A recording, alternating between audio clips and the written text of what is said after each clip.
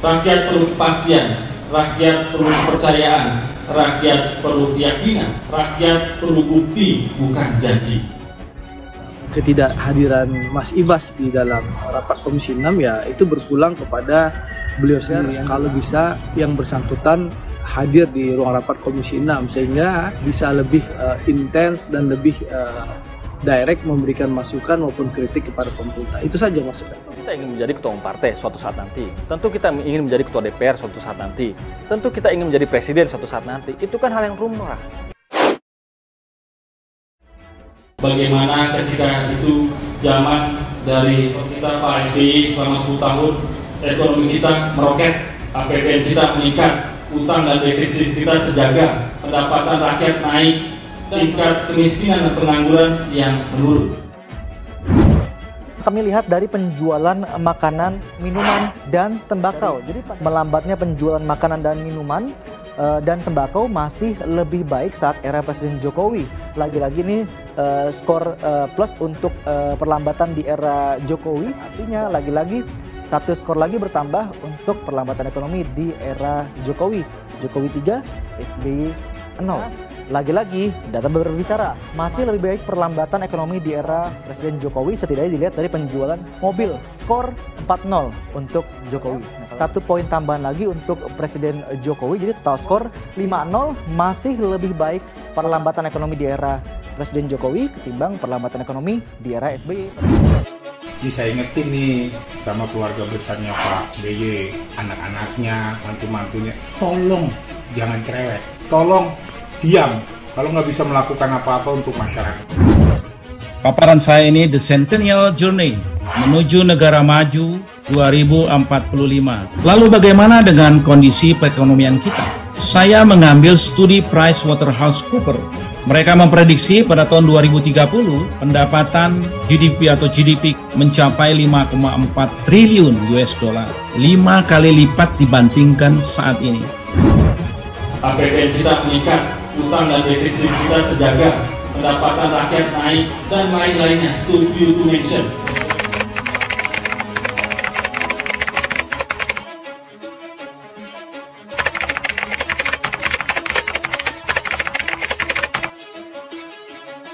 Dan pada tahun 2050 meningkat 2 kali lipat kembali menjadi 10,5 triliun US dollar. Pada saat itu kita sudah menjadi negara maju. Presiden Joko Widodo atau Jokowi memutuskan pembiayaan kereta cepat Jakarta-Bandung menggunakan anggaran pendapatan dan belanja negara atau APBN. Ketua fraksi Partai Demokrat DPR RI, Edi Baskoro Yudhoyono atau Ibas, mempertanyakan keputusan tersebut. Ibas menyarankan agar pembiayaan proyek kereta cepat Jakarta-Bandung sebaiknya dilakukan audit terlebih dahulu. Hal ini menurutnya penting agar tidak ada penyalahgunaan investasi hingga mengakibatkan pembengkakan dan memberatkan APBN. Fiskal negara tidak bisa terus-menerus terlalu banyak hanya untuk PMN. Harus juga dihitung kos dan benefitnya bagi BUMN. Semoga tidak semakin dalam.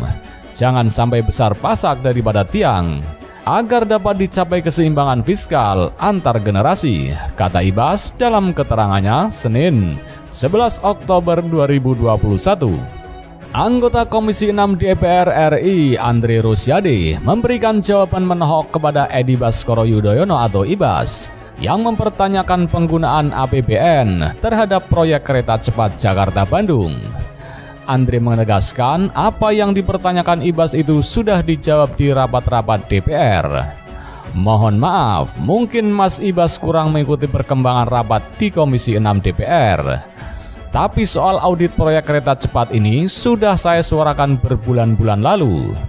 Terakhir pada rapat Komisi 6 DPR dengan PT KAI pada 2 September 2021, kata Andre kepada wartawan Selasa 12 Oktober 2021. Andre menegaskan pemerintah sudah menjawab soal permintaan audit proyek kereta cepat itu. Menurutnya, pemerintah bahkan sudah menjabarkan rencana audit di Forum Group Discussion atau FGD. antara Komisi 6 DPR dan Kementerian BUMN pada Senin 11 Oktober 2021 tadi malam.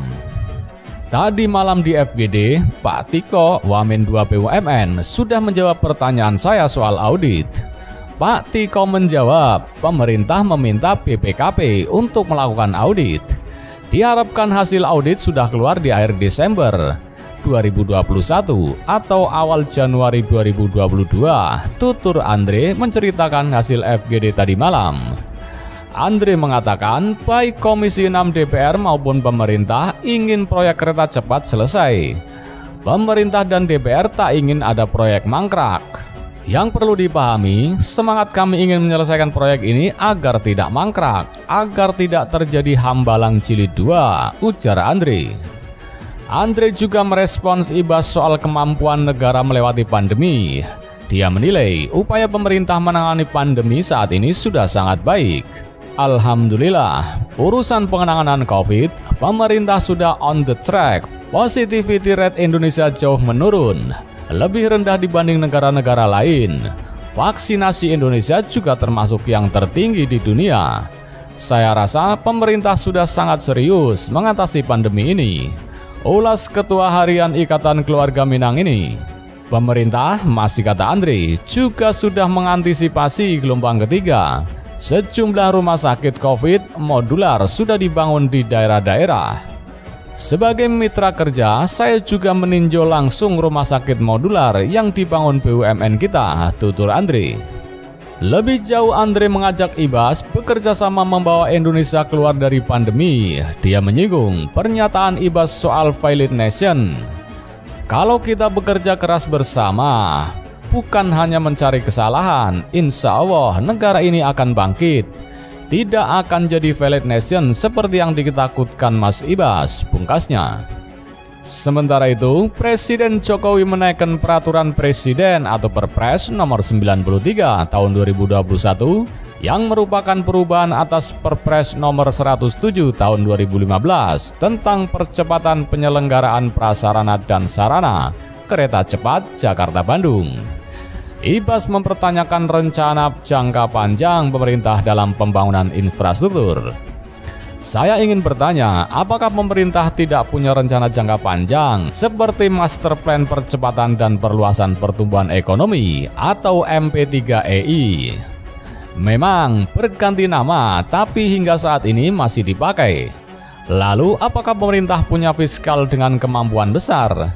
Kita tidak hanya butuh roadmap, tapi kita butuh roadmap yang berkelanjutan agar semua program terlaksana, ujar Waketum Demokrat itu. Ibas mengatakan pihaknya berharap Presiden Jokowi bisa meresmikan program prioritas pemerintah. Namun, impian Indonesia menjadi negara maju, katanya, juga harus tetap disertai sikap mawas diri dan penuh perhitungan. Kita juga ingin Presiden banyak gunting pita untuk resmikan program, khususnya program-program prioritas.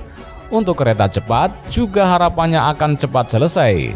Walau terdapat banyak pro kontra terkait proyek ini, namun jika bisa cepat selesai, saya yakin masyarakat akan senang. Hanya saja dalam pelaksanaannya tetap perhatikan rencana jangka panjang. Dan jangan sampai muncul presiden-presiden pokoknya harus jadi. Pikirkan agar tidak ada yang dilanggar atau karena kurang perhitungan, imbunya. Bismillahirrahmanirrahim. Assalamualaikum warahmatullahi wabarakatuh. Siang hari ini saya melihat dan berkunjung untuk melihat progres perkembangan pengerjaan konstruksi kereta cepat Jakarta-Bandung. Bersama-sama saya Pak Menko Marinvest, Ibu Menteri Keuangan, dan juga Pak Menteri BUMN, dan juga didampingi oleh Duta Besar Tiongkok untuk Indonesia. Saya melihat progres sampai hari ini, tadi dilaporkan pada saya, telah selesai 73%. Dan nanti tahun depan awal sudah masuk ke persiapan untuk operasi. Dan diharapkan nanti di akhir tahun 2022, kereta cepat Jakarta-Bandung sudah bisa diuji cobakan, dan tentu saja setelah uji coba langsung masuk ke operasional. Saya berharap kereta cepat ini nanti bisa terintegrasi dengan LRT di Jakarta, dengan MRT di Jakarta, sehingga ada sebuah efisiensi waktu, kecepatan, dan kita harapkan ini menjadi sebuah daya saing, menjadi competitiveness bagi negara kita untuk bersaing dengan negara-negara lain. Kita berharap dari pembangunan kereta cepat ini ada transfer of teknologi, dan kita harapkan SDM kita mampu menangkap dan mengambil ilmu dari pembangunan kereta cepat Jakarta-Bandung, dan kita harapkan nanti apabila sudah diputuskan akan diperpanjang sampai ke Surabaya, kesiapan SDM kita sudah memiliki pengalaman yang Jakarta-Bandung. Saya rasa itu yang bisa saya sampaikan pada kesempatan yang baik ini. Terima kasih.